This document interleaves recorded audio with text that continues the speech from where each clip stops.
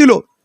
এখন তার সম্বন্ধে লোক পড়ছে, জানছে, তার ফেসবুক প্রোফাইলে গিয়ে তার বক্তব্য শুনছে এবং লোক বাহবা করছে, এ তো দারুণ ছেলে, একে তোমরা অপরাধী সাজাচ্ছ, এই তো কারোর উপরে হাত দেয় না, হাত দিতেও পারে না, এবং তার প্রতি মানুষের ভালোবাসা আরও অনেক গুণ বেড়ে গেল। এরা যত মিছিল করবে তত আমাদের লাভ। এরা যে কতটা অসভ্য, অশিক্ষিত, জঙ্গলি, এটা বাংলার মানুষ বুঝতে পারবে। আমি ওদের ভাষা দেখেছি, মেয়েরা বলছে ওদেরকে মেরে ফাটিয়ে দেবো, ওরা এখানে টিকতে পারবে না। একজন বললে আমি ওকে জ্যান্ত জ্বালিয়ে দেবো। ঠিক আছে, এইটা কিন্তু কোনো অপরাধও না, এটা কোনো উস্কানিও না, এটা কোনো প্ররোচনা নয়। এই ধরনের লোক এরা মানুষকে সভ্যতা শেখাবে। এরা বলছে যে হঠকারী, ওই দেশ টুকরে টুকরে গ্যাং করবে, এরা বলছে যে ওরা দেশদ্রোহী, কিন্তু এরা কোন দেশভক্তি দেখালো? সেখানে এসে গালাগালি নোংরামু করলো, এবং যে আজাদি স্লোগানে বিজেপির অ্যালার্জি, এরা পথে অনেক আজাদি স্লোগানও দিয়েছে, এবং ওই ধর্মতলা এসে সিপিএম, এসএফআই এই ধরনের বিভিন্ন লোগো এবং ফ্ল্যাগ ওরা ওইখানে পা দিয়ে মারিয়েছে, আগুন দিয়ে জ্বালিয়েছে, এবং তাদের নেতারা নিজেরা বলছে আমরা এ তো কিছুই না, এর উপরে আমরা পেচ্ছাপ করব, পায়খানা করব। মানে গোমূত্র আর গোবর সেবনকারীদের মাথায় এই আইটেমের বাইরে আর কিছু এরা দেখতে পাচ্ছে না, এবং বলছে আমরা এই দেশদ্রোহী বামপন্থীদের আমরা পিটিয়ে পিটিয়ে এই দেশ থেকে তাড়াবো। তার মানে বামপন্থীদের কি নির্বাচনে হারাবে না? বামপন্থীদের কি ভয় লাগছে? এরা যে কতটা অভদ্র, কতটা অসভ্য এবং গণতন্ত্র বিরোধী, এইটা প্রমাণ হচ্ছে। এবং এদের এটাও হুঁশ নেই, পশ্চিমবাংলার হিন্দু মুসলমান সবাই এখন এদেরকে ঘৃণা করছে, এদের বিরোধী। কাল এরা কোথায় লুকাবে খোঁজ পাওয়া যায় না।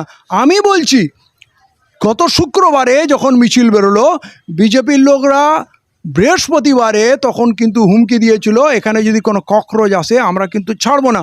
কিন্তু আবার দেখা গেল শুক্রবারে যখন মিছিল নামলো তখন কোনো এই চাড্ডিধারীকে কখন খুঁজে পাওয়া গেল না।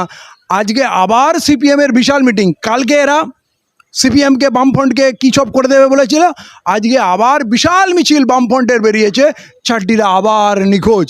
আমার মনে হয় এরা যত কথা বলছে এরা হালকা হচ্ছে, এবং মানুষ এদের চরিত্র চিনছে যে এদের হাতে আমরা রাজ্য সঁপে দিয়ে কি ভুল করেছি।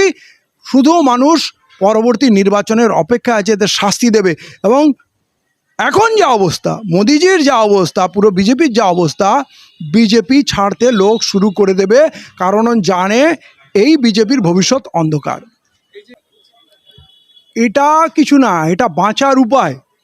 শুভেন্দুবাবু যে কথা দিয়ে, বিজেপি যে কথা দিয়ে, নরেন্দ্র মোদী, অমিত শাহ যে প্রতিশ্রুতি দিয়ে পশ্চিমবাংলায় ভোট চেয়েছিলেন, এখন সেইগুলোর তো কিছু হচ্ছে না, বরঞ্চ মানুষের প্রচুর ক্ষতি করে দিয়েছে, মানুষ ক্ষিপ্ত হয়ে আছে।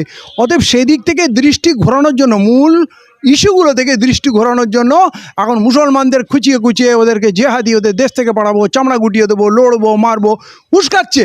কিন্তু সত্যি কথা বলতে কি, মুসলমানরা যদি ঘর থেকে বেরিয়ে যায়, এই কটা চাড্ডিধারী কিন্তু সামনে দাঁড়াবে না, এই কটা চাড্ডিধারী কিন্তু সামনে দাঁড়াবে না।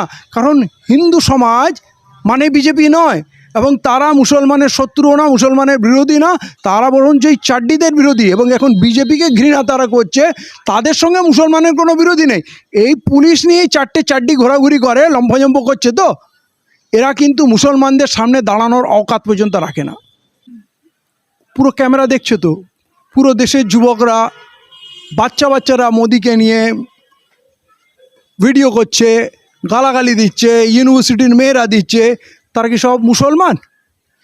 আসলে ঘৃণা এই জায়গায় পৌঁছে গেছে, এটা এখন ওভারফ্লো করছে, আর লোক ধরে রাখতে পারছে না। এত ক্ষোভ, এত মানুষের ক্ষতি হয়ে গেছে, পুরো দেশ ধ্বংস হয়ে গেছে। আপনি বলুন, অর্থনীতি শেষ, রোজগার শেষ, কৃষক শেষ, সাধারণ মানুষ শেষ, তেলের দাম বেড়েছে, খাবারের জিনিসের দাম বেড়েছে, রোজগার কমেছে, মানুষ তিতিবিরক্ত, সেই জ্বালায় না মানুষ গাল দিচ্ছে। এবার দুটো বাচ্চা যদি নরেন্দ্র মোদীর ছবিতে পা দেয়, গাল দেয়, বাচ্চারা কি বোঝে? মানে তারাও বুঝে গেছে এই লোকটা খারাপ। পুরো দেশব্যাপী যে ঘৃণা, সেটা কি বন্দুক আর লাঠি দিয়ে আটকে রাখা সম্ভব? আসলে এই দলটা ভিতর থেকে শেষ হয়ে গেছে, দলটা ভাঙার মুখে। এখন এরা এই মুসলমানদের সামনে এনে দাঁড় করাতে চাচ্ছে। যে মুসলমানদের সঙ্গে লড়াই করছি, তো মুসলমানদেরও বলবো এদের কোনো বিষয়ে থেকো না, তোমরা একটু ডিস্টেন্স রাখো, এদেশের হিন্দুরাই যথেষ্ট এদেরকে ফেলে দেওয়ার জন্য। তারা আগে থেকে জানে আমরা অপরাধ করব, তাই হয়তো পুলিশ হয়েও নেমপ্লেট সরিয়ে রেখেছে, ডিপার্টমেন্ট বলেছে তোমরা নেমপ্লেট থাকলে ধরা পড়ে যাবে, বা হয়তো আরএসএসের লোক তারা ওই নকলি পোশাক পরে ওখানে বাচ্চাদের মারার জন্য চলে এসছে। এই দুটোর মধ্যে একটা হবে। আর কিছু তো সিভিল ড্রেসে এসে জিন্স পরে নস্টার পরে তারা এখন ডান্ডা নিয়ে মারছে, হেলমেট পরে মুখ লুকাচ্ছে মারছে, তো তারা তো পুরোপুরি আরএসএসে। আর আরএসএসের লোকরা ফেসবুকে এসে সোশ্যাল মিডিয়ায় এসে বলছে যে আমাদের হাতে ছেড়ে দাও, আমরা এদেরকে মেরে সোজা করে দেবো। তো এই কাজ করছে এবং সরকারের নেতৃত্বে সহযোগিতা এই কাজ হচ্ছে।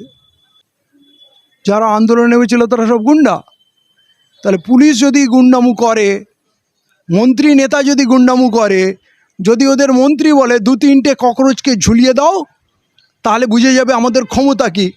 তাহলে মন্ত্রীর ভাষা যদি গুন্ডা হয়, পুলিশের আচরণ যদি গুন্ডা হয়, তাহলে ছাত্রদের তো হাত পা আছে নাকি? তারা একতরফা মার খেতে থাকবে। ও যতক্ষণ এরা মার খাবে ততক্ষণ ঠিক আছে, আর যদি পাল্টে একটা মার দেয় তখন বলবে গুন্ডা। আসলে এরা বুঝতে পারছে বা বুঝতে চাইছে না যে আগামী দিনে কিন্তু এই বিজেপির নেতা মন্ত্রীরা কিন্তু লুকানোর জায়গা পাবে না। প্রধানমন্ত্রীও পার্লামেন্ট ছেড়ে পিছনের দরজা দিয়ে লুকিয়ে পালিয়ে গিয়েছিলেন এবং সারা রাত ঘুম হয়নি, 2 রাত্রি ফেসবুকে এসে তিনি ভিডিও করেছেন। অতএব পুরো বিজেপি রেজিমেন্ট আতঙ্কে আছে, এটা তাসের ঘরের মতো ভেঙে পড়বে। আমি বিজেপি করা ভাই বোনেদের বলবো, বেশি বাড়াবাড়ি করো না, একটু চিন্তা ভাবনা করে কাজ করো। কোনো সরকার চিরজীবন থাকে না এবং এই সরকার তো আর বেশি দিন নেই, অতএব একটু সংযত হয়ে যাও। দেখুন, মুসলমানরা মোটামুটি এখন ঠান্ডা হয়ে গেছে, তারা আর বাইরে বেরোচ্ছে না। ছিটপুট কিছু ছেলেরা, অবুঝ ছেলেরা সামনে এসে যাচ্ছে, মুসলমানরা ঘরের মধ্যে চলে গেছে। অতএব শত্রু রয়ে গেল বামফ্রন্ট, তারা পথে আছে, আন্দোলন করছে। অতএব এবারে তাদের বিরুদ্ধে লোককে খেপিয়ে দিতে হবে, মগজ ধোলাই করতে হবে, ভয় দেখাতে হবে। কংগ্রেস তো ফিল্ডে নেই, অতএব এরা এখন বামফ্রন্টকে ভয় পাচ্ছে, তাই বামফ্রন্টের বিরুদ্ধে এই সমস্ত এজেন্ডা এখন ফিক্স করছে। আসলে এরা দেশের অনেকগুলো মসজিদকে ধ্বংস করেছে, আর এখানে মসজিদ তো প্রায় ধ্বংসপ্রাপ্ত। এইটা হেরিটেজ সাইট, সরকারি রেকর্ডে আছে ওটা মসজিদ না মন্দির। জোর করে যদি কিছু করতে যায়, টেম্পোরারি সরকার আছে, হয়তো কিছু করার চেষ্টা করবে, কিন্তু আদালত এখনও খোলা আছে। এই দেশের মানুষ কিন্তু আর হিন্দু মুসলমান চাচ্ছে না। দেখবেন যেভাবে ওই মোহাম্মদ আলী জওহর ইউনিভার্সিটি বাঁচাতে শিখরা এসে দাঁড়িয়েছে, হিন্দুরা এসে দাঁড়িয়েছে, সেই রকম দেখবেন আদিনা মসজিদ বাঁচাতেও মুসলমান নয় অমুসলমানরা এসে দাঁড়িয়ে যাবে এবং